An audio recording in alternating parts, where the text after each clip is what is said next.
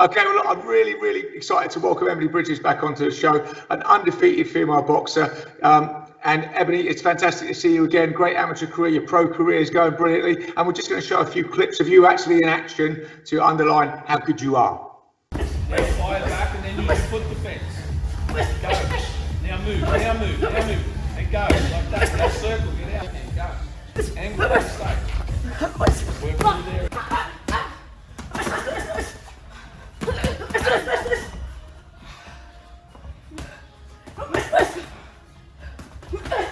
Tidy.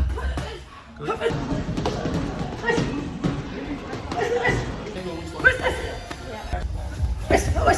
if you got a bold punch. There you go, like that. Hold. Right, hit it down, move.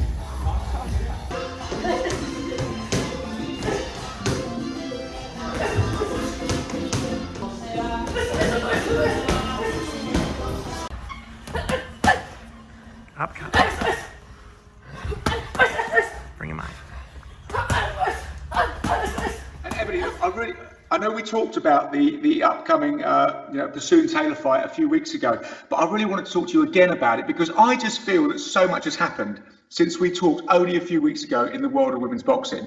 I don't know if you know, over here in the UK, 2 weeks ago we had the Terry Harper v Natasha Jonas fight, the WBC super featherweight title fight, a 10-round fight that went this way and that way. It was an incredible fight. It headlined the Eddie Hearn's fight camp, and it was the first time that two British female fighters had been headlining a show fighting for a world title. And it was an amazing fight. And it was one of those things that I think, kind of stepped out of that realm of being a great women's fight. It was just a great fight. And I think people saw the level of skill that's coming into women's boxing, and I think through the amount of people that are now competing, and that was kind of underlined this week. We had Shannon Courtney against Rachel Ball, and Rachel Ball sort of sprung the upset there, and beat Courtney. And of course, last weekend as well, we had Jessica McCaskill against Celia Breakhurst. Breakhurst, an 11-year reign, and she was upset by McCaskill. And it just shows to me, in those 2 weekends, the depth of talent that's now available in the women's game. The level of skill that's arising in the women's game, probably through the depth of talent. And the amount of people that are coming through, knocking on the door. And of course, when the Tokyo Olympics comes around, hopefully next year, there's a whole new crop of talent. In my mind, I mean, and Caroline Dubois, I don't know if anybody's heard of her, but they will do. But, in my mind, female boxing was carried by torchbearers in the past, and to an extent, Taylor has been that torchbearer. Before originally we had Jane Couch, and Martin and so on, and they had opponents, but they or Lalia Ali, and they had people they fought. But now, there's a massive field. There's loads of talent. There's people coming up. The name of the challenger. You know what's happening. And it just feels to me that there's been a bit of an epiphany moment for boxing fans, I think, in the last few weeks about women's boxing. And a lot of people who maybe have been slow to take on board to it have really opened their eyes to it. Do you feel it's a seminal moment for women's boxing? Do you feel women's boxing has really, really arrived, or do you think that happened a while ago? No, I really do think that the last 3 weeks, I mean, I know you mentioned 3 fights there, but there's been more than that. Yeah. Like, we had the Mayer, obviously Michaela Mayer and Helen Joseph as well, which was an excellent fight. We had Kim Clavel putting on an excellent performance as well.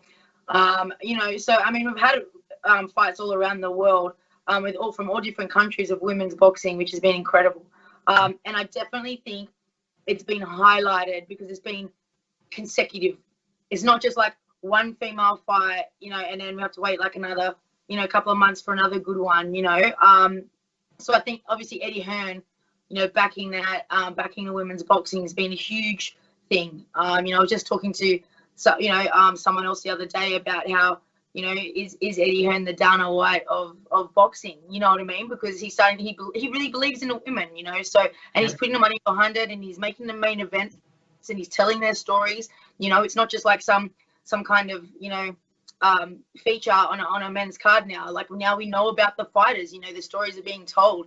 It's not just like their name. So you get to connect with these fighters. You just start learning about them. You start, you want to go on their journey with them. So I think that's a big thing, because that's what happens in men's boxing. And yeah, the skill, like, obviously Katie Taylor, like you did say there was some pioneers, obviously the Jane Couches and those guys, but again, like you said, the pool was so small, it was hard to see such really good 50-50 fights. It was always just them dominating, so when you start seeing 50-50 fights in women's boxing, which is, and the skill, like, when you look at them, you don't go, oh, that's two girls fighting. You look at them and go, that's boxing, because they got the skill, and they've got a lot of these girls like the Terry Harpers and the Jonas and the Katie Taylors. They had the pathway, they had the Olympic pathway, they have the amateur pathway. The girls back in the day, they didn't have the Olympic pathways to progress and to develop that skill. They were just thrown straight into the pro boxing, and it was just, really learn. There was no real, base on that. So I think that's a big thing. And obviously we're looking women's was first in the Olympics in 2012. So, we're 8 years on now. So, the first year of the Olympics, there wouldn't have been that many. But now, we've had a few Olympics. So these girls are all turning over, and now they're coming into the pros, which is showing that more elite kind of, level. So I think, I think it's a brilliant thing. And the fact that now, you guys have so much talent over there in the UK. And now with COVID, you're forced to fight each other, which is brilliant. Like, that Shannon Courtney and Rachel Ball fight, they're novice-y, right? But they didn't look at they still put it, like, considering they've only had, like, a handful of fights, I think they fought so well. Like, I thought it was a really good, it wasn't like a messy, crazy, like, what are we watching kind of fight, you know what I mean? It was a great fight. I take my hats off to both of those girls.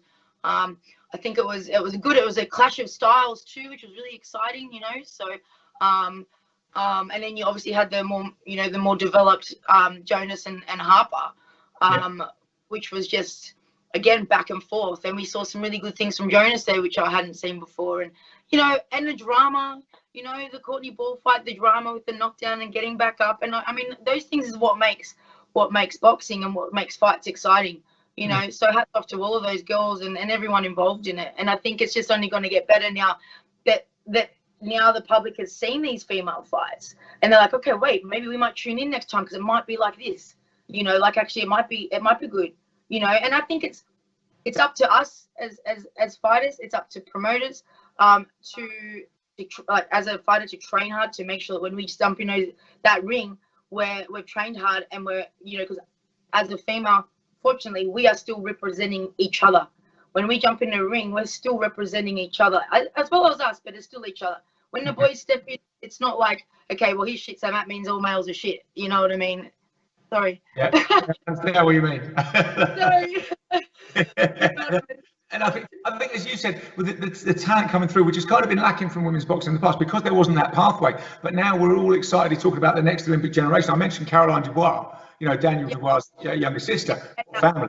But I mean, she's causing a lot of excitement now. People are just, really waiting for her. Obviously, hoping she'll have a great Olympics, and that's going to be a springboard to a massive pro career. So, we're talking about the amateurs coming through and how they're going to get on in the pros. So it's a whole, real strength and depth to women's boxing, which hasn't been perceived to be there before.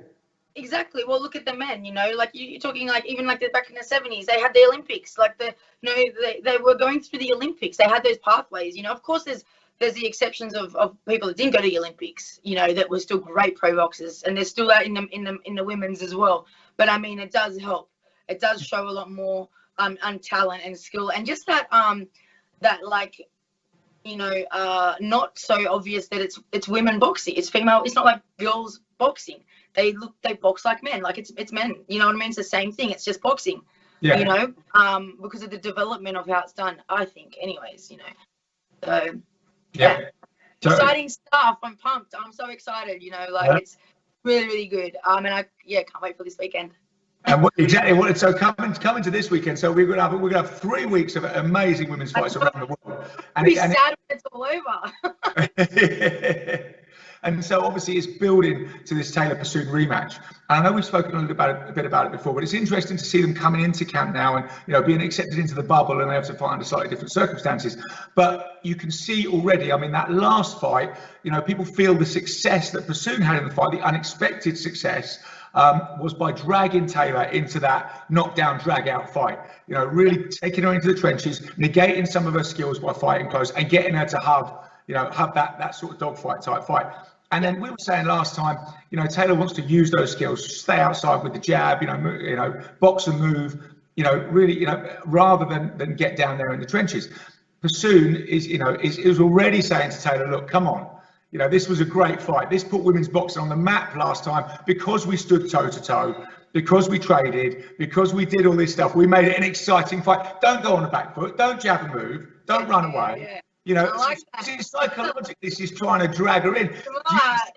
And Taylor is saying, no, I'm not having any of that. I'm going to be a lot smarter this time. You know, but how do you think? I mean, we're talking about. We think that Taylor will win this. We think that she has a superior skill set. We think she will box and move. But Persoon's route to victory is probably to get into the same fight she had last time. And how do you think she's going about that well? So first of all, do you think she's going about that well outside the ring, psychologically kind of saying to Taylor, come on, you know, let's do it again. Let's do it like we did it last time. And when she's in the ring, how is she going to do that? How is she going to drag her into that fight? Well, I think definitely, I mean, you got to use everything you got, you know, and that is the talk outside of the ring as well. I mean, Persoon's in like a situation where she, you know, really, she has a handful of things, you know what I mean? It's not like she don't have a toolbox.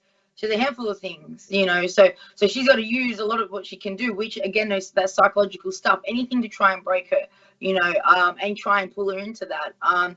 But yeah, coming into the fight, I mean, you know, she has a really great 1-2, like a really nice, strong, sharp, you know, 1-2. If she can, you know, use that to stun Katie Taylor and, you know, cut close with that, then I mean, I think that could be something that she could really work on. Like every time if she's not staying on Katie Taylor's chest, you know, when she's cutting off the chest to cut off the ring really well. I mean, she's, you know, that's, if you're going to come in and sit on the inside with a fighter, like, you know, you need to know how to cut off that ring. If you're just going to be chasing her around, then, you know, it's not going to work. It's not going to work, especially with Katie Taylor. So you got to be really, really good at cutting off that ring. You know, using her jab when she comes in, you know, have those guards up or using that double jab, moving that head movement to make sure she gets in. And when she gets in, she got to kind of stay in there, you know. And if obviously Katie, you know, what we think Katie would do is like jab and move and pivot and all these kind of stuff.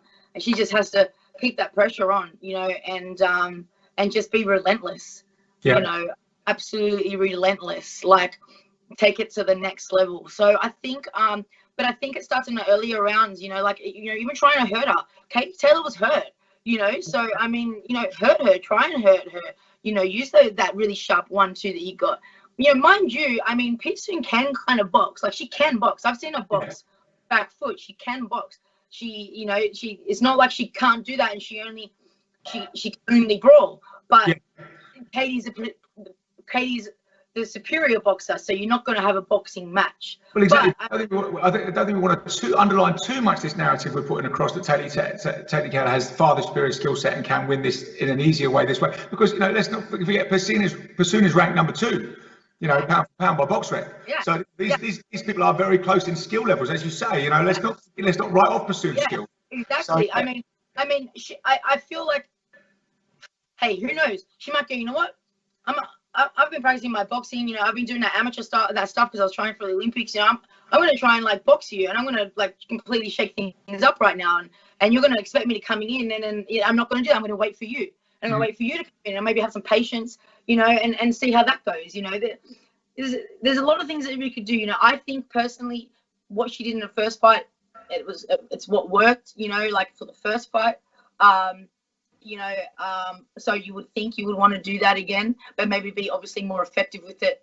You know, don't be getting hit as much on the exchanges. You know, maybe when you exchange, instead of throwing your hands from your waist, you know, rolling a little bit more or catching a little bit more, you know, so you're not getting tagged. Because I mean, in the end, you know, you don't want to get points. It's all about hitting and not getting hit, not just, you know, going in with your head down throwing punches. So I mean, you know, she's got to be like that as well. So yeah, I would like it in the beginning of the rounds too, in the early rounds, really try and use that sharp 1-2 just to really, you know, get that measure and really try and stun Katie. and then once she if she stings her or she does, that's capitalize on that. But I don't know about rushing her. I mean, like it's hard because you want to do all that, but you have to stay composed as well. You don't, I mean, yeah, I don't want to bring up the McCaskill fight, but I mean, like that, what she did to Breakhurst, you know what I mean? Breakhurst is a boxer, a class boxer, and McCaskill just went in there win for the hills, and put that pressure on her. It's a similar kind of thing, but maybe not as wild, but I think that kind of thing that threw Breakhurst off. So, I think it could do a similar thing. We've seen it. It's just comes down to, I think, Katie Taylor's composure. And well, exactly. I wonder how that composure could be affected. One thing I heard in the interviews with Taylor, which I thought this has got to you, not so much Persoon trying to drag her in, but she's had this since this fight in last year, in the middle of last year. She had afterwards. She had Carl Froch, David Hay, nearly everyone at ringside saying that she lost. And then a lot of people have been saying that to her ever since. Now, Katie Taylor does think that's outrageous. She said, I watched the fight back. At most, you could give her 5 rounds, really at a squeeze, but I don't think it was that close. I mean, it was a close fight, but I definitely won. I won without a shadow of doubt. In Katie Taylor's mind, great. But isn't she going to want to go out and really prove that? It's like, I'm not going to beat you by 1 point, by 2 points. It's not going to be a close. I don't want it to be a close fight this time.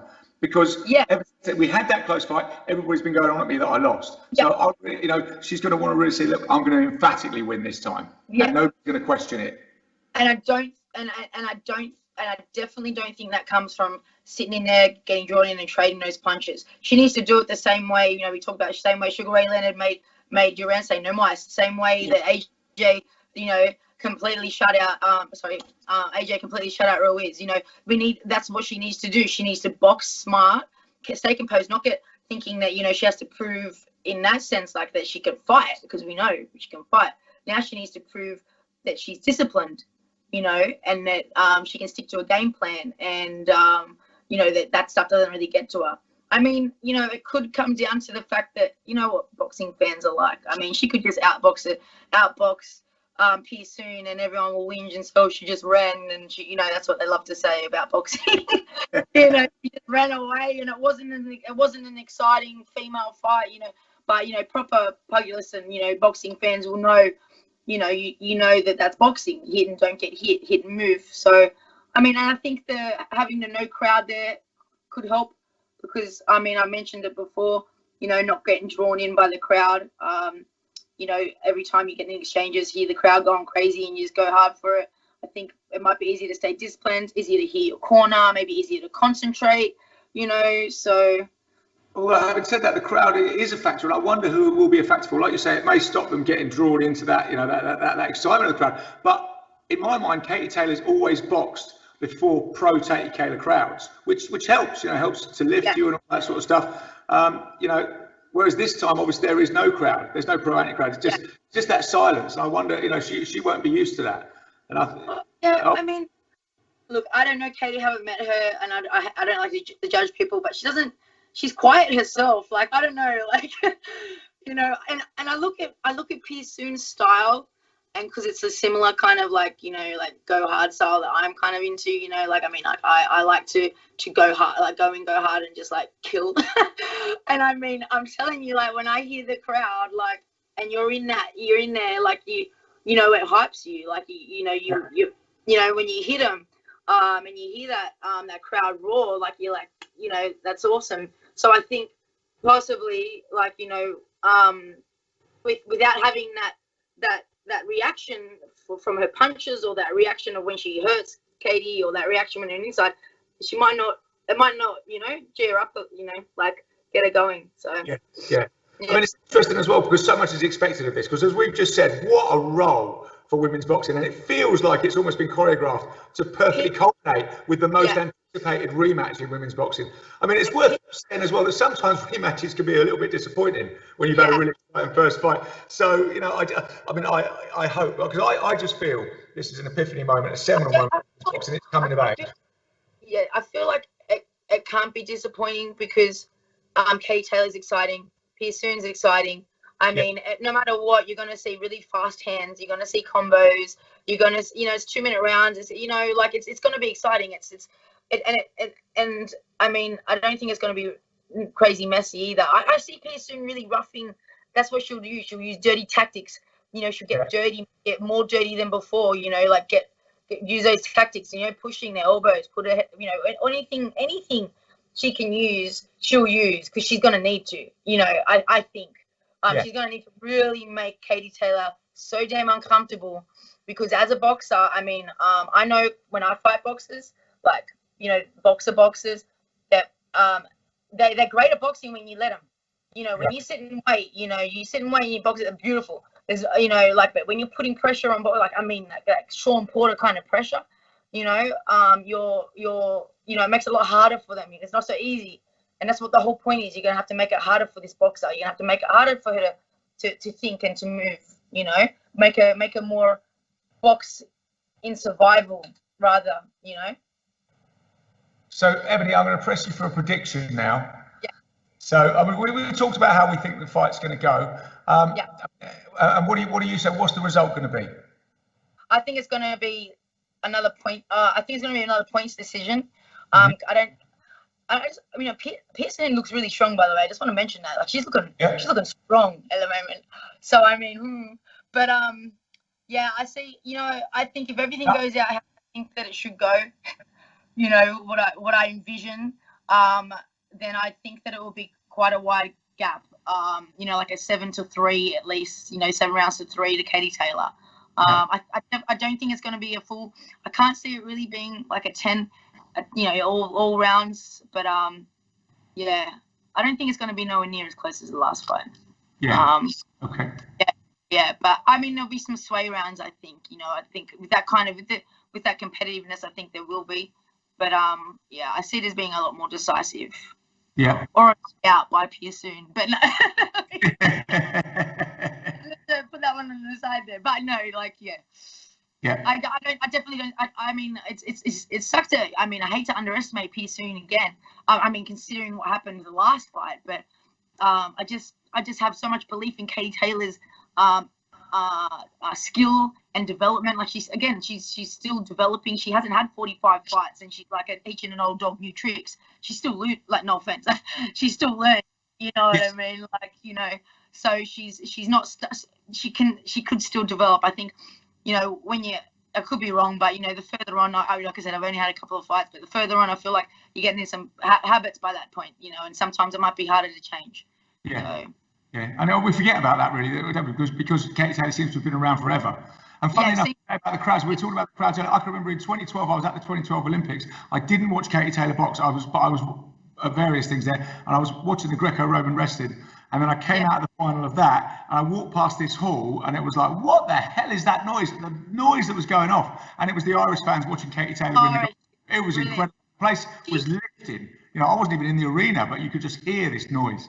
I'm telling you what, I think everything happened the way it should have. Like Katie Taylor having you know, being Irish. I think having that Irish backing, or even I think a Brit would have a similar effect. You know, like I'm just noticing with the British fans, just how amazing they are and how, you know, dedicated and alive and loyal they are to their fighters. You know, so all the people, you know, that they're supporting. I feel like if it was an American fighter, I know we have Clarissa, but I feel like obviously Katie Taylor came along before Clarissa. I think you know, America's a little bit behind with the women's boxing, still quite a bit behind. You know, we can't. I think I feel like if you were to say that they're the same level, you're a little bit, you know, got those rose-colored glasses on, because I just feel like it's not the same. So I think the fact that it came out of Ireland, you know, I think that she had that support all the way through the amateurs. You know, I think that's really helped her development, the development of women's boxing. You know, and all that. And wasn't she petitioning for the Olympics? I mean, to get her in there. Yeah, because she was nominating the amateurs before that. Yeah, it was.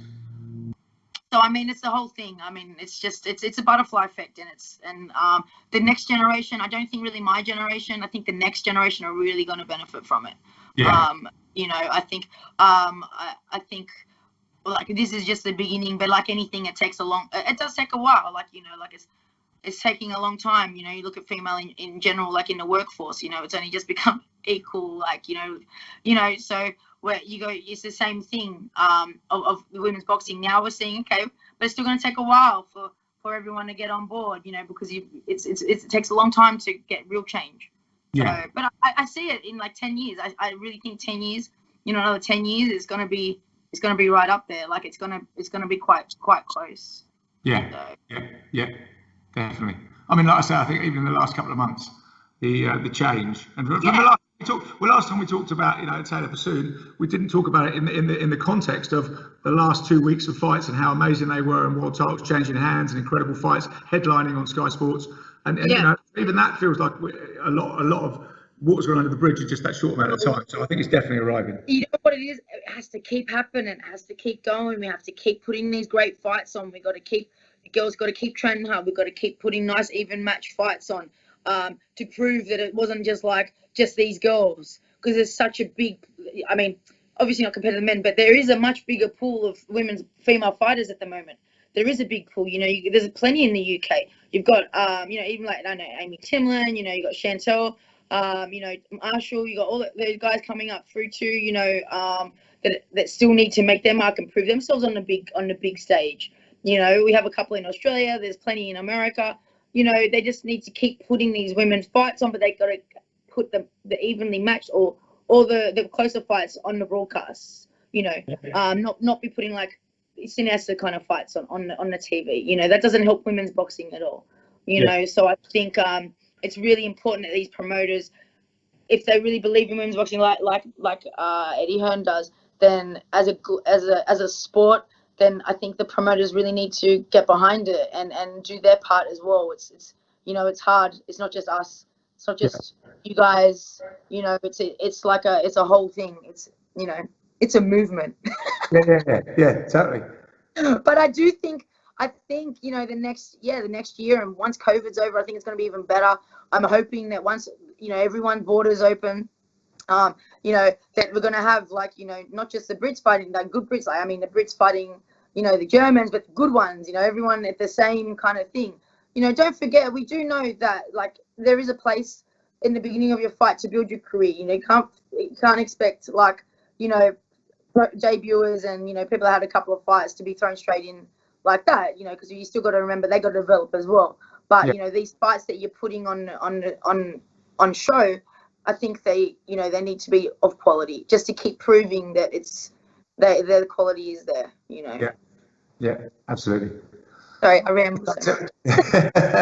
Well, thanks. That's fantastic. Yes, go women's boxing and go this weekend. Yeah, I can't wait. I still think 3-1 is fairly good odds. So, I think so too. Yeah. I think it's, I think and you know, it's fair. Because, you know, she did so well in the first. You can't, you know, write off. It's the world number 1 against the world number 2. You know, exactly. So. And it's not like a, you know, it isn't.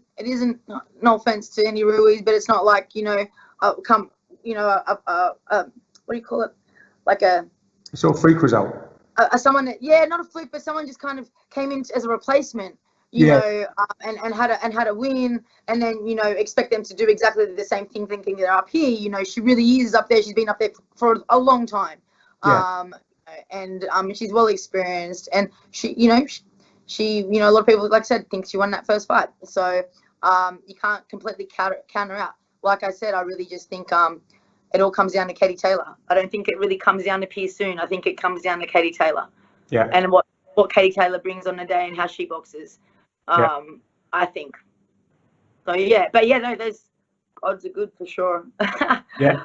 It's just that they're not counting. It's good that they're not counting her out, if you know what I mean. Like, because I mean, but it'll be exciting. There's been so many upsets and so much stuff. Like, I mean, I feel like if it's gonna keep going, you never know. We might see an upset.